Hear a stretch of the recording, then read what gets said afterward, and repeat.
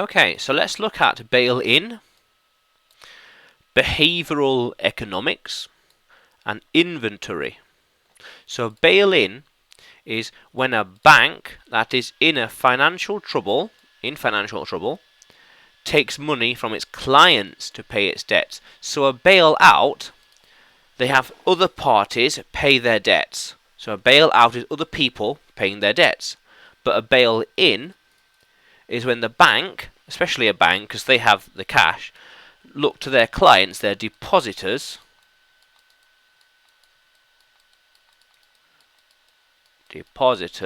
and take their money to pay their debts.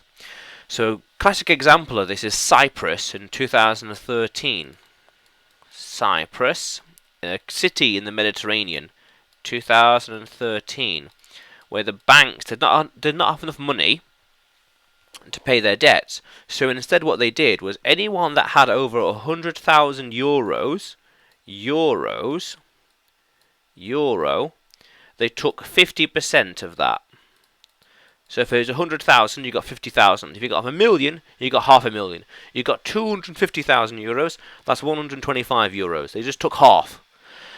Because it's not really your money when it's in the bank. It's their money. Because of financial shenanigans, financial chicanery, financial manipulation, it's their money. And they can do what they want. So a bail-in is when banks take the client's money to fund their own operations, to fund and pay their own debts, for example.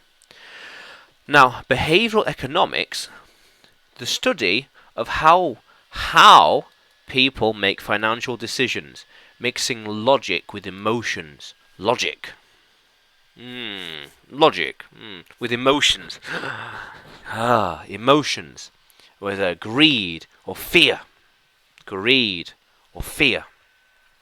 And logic, wanting to make money.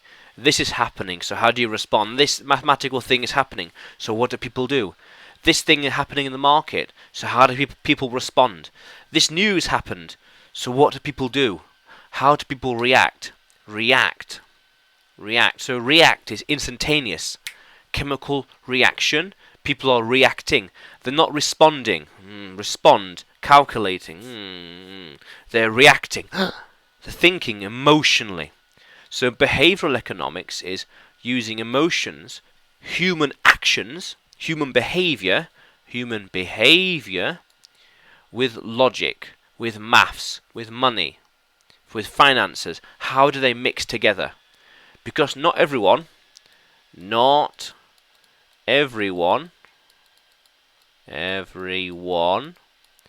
is rational. Not everyone is rational.